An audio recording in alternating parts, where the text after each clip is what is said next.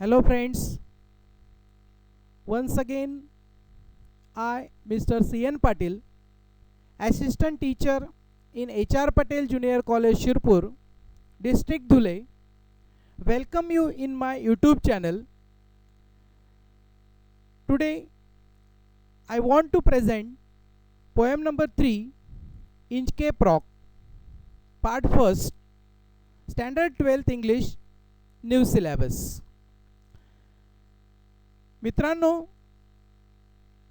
नवीन सिलेबसची 12वीची poem number 2 जेव्हा मी upload केली त्यावेळेस जवळपास 140 ते 150 मुलांच्या कमेंट आल्या की सर प्लीज मराठीत पण एक्सप्लेनेशन करा, म्हणजे आम्हाला समजायला सोपं होईल आणि आपल्या काही ग्रामीण भागातील विद्यार्थ्यांसाठी किंवा ज्यांना इंग्लिश टू इंग्लिश समजण्यामध्ये अडचण येत असेल त्यांच्यासाठी या व्हिडिओपासून आपण इंग्लिशसोबत मराठीचा देखील वापर करूया, म्हणजे बऱ्याच मुलांना ते समजायला सोपं होईल. काहीशा इंग्लिश मीडियमच्या मुलांना बोर होण्यासारखं असेल, परंतु मॅक्झिमम मुलं ही मराठी मीडियमची आहेत आणि म्हणून त्यांचा विचार करून आपण प्रत्येक स्टांजाचं जे काही एक्सप्लेनेशन आहे ते मराठीतही करण्याचा प्रयत्न केलेला आहे. So today we will see poem number 3, Inchcape Rock by Robert Southey. ही पोएम मोठी आहे, जवळपास 17 स्टांझाज याच्यामध्ये आहेत आणि म्हणून मी 2 भागात हा व्हिडिओ तयार करण्याचं ठरवलेलं आहे. त्यातील हा पार्ट फर्स्ट. पोएममध्ये असं काही पार्ट फर्स्ट आणि पार्ट 2 असं काही दिलेलं नाही आहे, परंतु व्हिडिओ जास्त मोठा होऊ नये म्हणून आपण 2 भागांमध्ये ही पोएम बनवत आहोत. याच्यातला हा part first, the Inchcape Rock by Robert Southey. Robert Southey was born in Bristol and in 1774 and died on 21st March 1843. Robert Southey was born in Bristol, England. He was the son of a draper, educated at Westminster School at Balliol College, Oxford. He was a poet laureate of England from 1813 to 1843. Some of his short poems like The Scholar, The Battle of Blenheim, Bishop Hatto, The Inchcape Rock, etc. are very popular with the school children. The Inchcape Rock is a ballad. Ballad, it means a kind of narrative poem. The poet composed a ballad praising the heroic act of someone. मराठीत आपण याला बॅलडला पोवाडा म्हणतो. लांब असतो, मोठा असतो. बरेच आपण शिवाजी महाराजांचे पोवाडे ऐकलेले आहेत, इतरही पोवाडे ऐकलेले आहेत आणि म्हणून पोवाडा हा जरा लांब असतो आणि म्हणून याच्यात जवळपास 17 स्टांजाज आहेत. It's a story of the 14th century attempt by the abbot of Aberbrothock to install a warning bell on Inchcape Rock. And Inchcape Rock is a notorious त्याला आपण मराठीत कुप्रसिद्ध असं म्हणूया, notorious sandstone reef about 11 miles or we can say 18 kilometers of the east coast of Angus, Scotland. Southey was inspired by the legendary story of pirate in the sense a criminal who plunders at sea, who removed the bell on the Inchcape Rock placed by the abbot of Aberbrothock. The poem gives us a message that those who do wrong things will meet with the punishment. म्हणजे एक साधा सोपा simple message या ठिकाणी कवी आपल्याला देत आहेत. जो इतरांसाठी खड्डा करतो त्याच्यात तोच पडत असतो. जर आपण इतरांचा नाश करण्याचा प्रयत्न केला तर आपला नाश अटळ असतो. असा सुंदर मेसेज कवीने आपल्याला या ठिकाणी दिलेला आहे. वास्तविक 14व्या शतकात घडलेली घटना कवीने आपल्या समोर या बॅलड रूपात मांडलेली आहे. The poem consist of 7. Each of these stanzas is again made of 4 lines. So 16 lines are there in the poem. Now we turn towards the first stanza, stanza number 1. No stir in the air, no stir in the sea. The ship was as still as she could be. Her sails from heaven received no motion. Her keel was steady in the ocean. In the first stanza, the poet describes the calmness of the sea. There is no movement in the air. Ship was standing motionless in the absence of winds. The sails of the ship were not getting any thrust from the air. Its keel, it means a large beam along the underside of a ship's hull from bow to stern, was also steady in the ocean. या स्टांझामध्ये आपल्याला पिक्चरवरून लक्षात येत आहे की कवीने एका अथांग शांत अशा समुद्राचं वर्णन या ठिकाणी केलेलं आहे.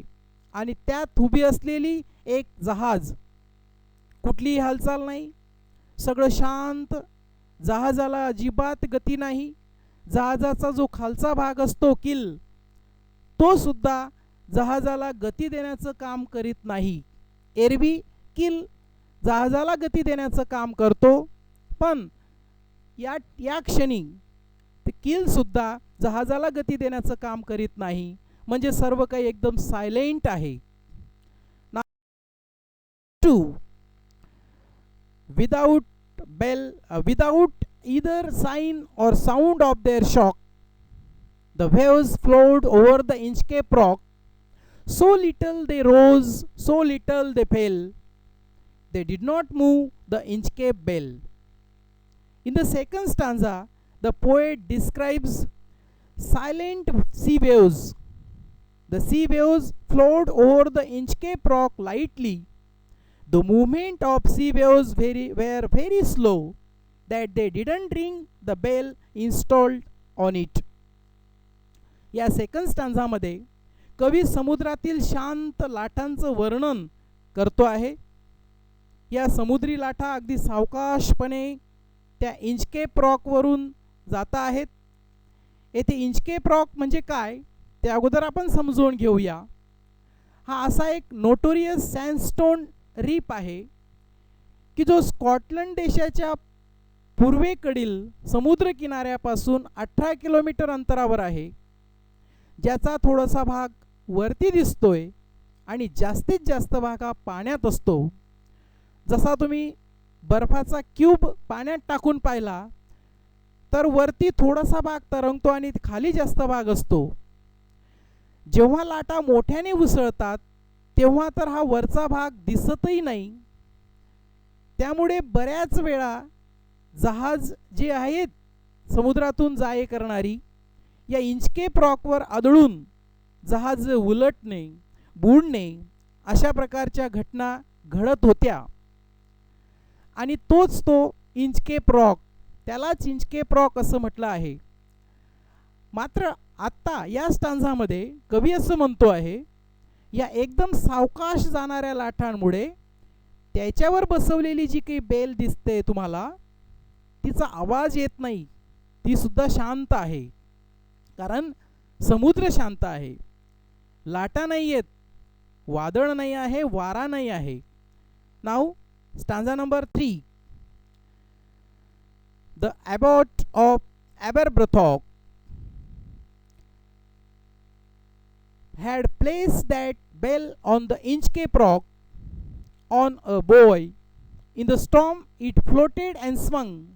and over the waves its warning rung. In this stanza, the word abbot, it means the head monk, and the abbot of Aberbrothok was the head of the Tyronesian monastic community of Aberbrothok. He was knowing the danger posed by the submerged rock for the passing ships. He thought that to warn the sailors about possible collision, so he installed a large bell on a top a buoy and had it anchored to the rock with a chain. As the waves crashed against the buoy, the bell sounded loud warnings for the seamen to avoid any possible accident, to avoid any possible circumstances. या स्टांजामध्ये ॲबॉट म्हणजे एक चर्चमधील प्रमुख व्यक्ती, आज किंवा जसं आपण father म्हणतो, चर्चमध्ये असतात नेहमी लोकांचा कल्याणाचा विचार करणारे, यांना या इंचकेप रॉकबद्दल माहीत होते आणि त्याच्याने होणाऱ्या दुर्घटनांची यांना जाणीव होती. ती होऊ नये म्हणून 14व्या शतकात ॲबॉट ऑफ ॲबरब्रोथॉक नावाच्या एका स्पिरिच्युअल माणसाने इंचकेप रॉकवर मोठी बेल बसवली होती. पाण्यात तरंगत असलेला तो बॉय जेव्हा लाटा त्याच्यावर आदळतात आणि त्यांच्या लहरींनी ही सगळी चेन हलायची, व्हायब्रेट व्हायची आणि बेल वाजायची. त्याच्यामुळे काय व्हायचं की खलाशी सावध व्हायचेत आणि तो इंचकेप रॉकला वळसा घालून किंवा बाजूने तिथून जायचेत. जसं आपण टायटॅनिक पिक्चर पाहिलेला आहे, टायटॅनिक पिक्चरमधली ती मोठी जहाजसुद्धा एका मोठ्या बर्फाच्या टेकडीला, म्हणूया आपण की मोठा बर्फाचा एक क्यूब होता त्याला ठोकली गेली आणि त्याच्याने तिचे तुकडे झालेत. म्हणजे एवढी प्रचंड ताकद त्याच्यामध्ये होती.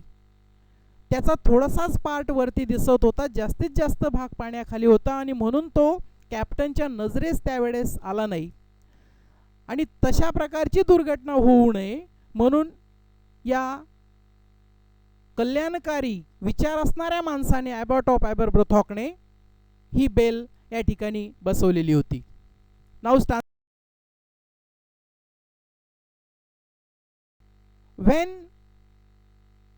the rock was hit by the surges well, the mariners heard the warning bell, and then they knew the perilous rock and blessed the abbot of Aberbrothok. In this stanza, poet wants to say that the Inchcape rock was not visible from the sea. When there was high waves, the mariners were made aware of its presence through the sound of the bell. And for this, the mariners used to praise and bless the abbot for this kind act, good act of placing the warning device on the rock. It's a very beautiful thought and act also. या स्टांझामध्ये कवी म्हणतात की जेव्हा मोठ्या लाटा समुद्रात असतात त्यावेळेस ही इंचकेप रॉक दिसत नाही, कारण त्याच्या वरून त्या लाटा जातात, एवढ्या प्रचंड लाटा असतात आणि म्हणून तेव्हा इंचकेप रॉक दृष्टीपथास पडत नाही. खलाशांना फक्त त्या बेलच्या आवाजामुळे कळते की येथे इंचकेप रॉक आहे आणि ते त्यांचा मार्ग बदलतात. होणारी दुर्घटना टळते. जेव्हा अशी दुर्घटना टळते तेव्हा खलाशी मोठ्या मनाने, अंतकरणाने ॲबॉट ऑफ ॲबरब्रोथॉक यांना आशीर्वाद देतात. साहजिकच जेव्हा तुम्ही तहानलेल्याला एखादा ग्लास पाणी दिलं तेव्हा तो तुम्हाला आशीर्वाद देतो. समुद्रात एवढी मोठी दुर्घटना घडणार आणि ती जर टळत असेल तर निश्चितच सगळं खलाशी या महान माणसाला, ॲबॉट ऑफ ॲबरब्रोथॉकला आशीर्वाद देणारच. Number 5. The sun in the heaven was shining gay. All things were joyful on that day. The seabirds screamed as they wheeled around, and there was joyance in the sound. In this stanza, the poet wants to tell us that the atmosphere was cheerful, it was sunny and bright, filled with vigor and delight. Everything looked so joyful. The seabirds were whirling over the sea and screaming to express their happiness. या स्टांजामध्ये कवी असं म्हणतायत की वातावरण अगदी आल्हाददायक आहे, सूर्य चमकतो आहे, समुद्र पक्षी आनंदाने घिरट्या घालता आहेत आणि त्यांच्या किंचाळण्यामध्ये सुद्धा त्यांना आनंद मिळतो आहे. तर तुम्ही म्हणणार की किंचाळण्यामध्ये कसला आनंद? लहान लहान मुलं जेव्हा पावसाळा सुरू होतो आणि पहिला पाऊस जेव्हा पडतो तेव्हा किंचाळतात, आरोड्या मारतात, गाणी म्हणतात. त्या किंचाळण्यामध्ये जसा लहान मुलांना आनंद मिळतो तसा या पक्ष्यांना सुद्धा या किंचाळण्यामध्ये आनंद मिळतो आहे. सर्व वातावरण अगदी मोहक, आनंदी असं दिसतं आहे, ब्युटिफुल आहे. So friends, these are the descriptions of 5 stanzas. Now we should stop here, otherwise video will be too long. Remaining stanzas we will see in the next video. So if you want to get next video, then please subscribe my channel and press the bell icon.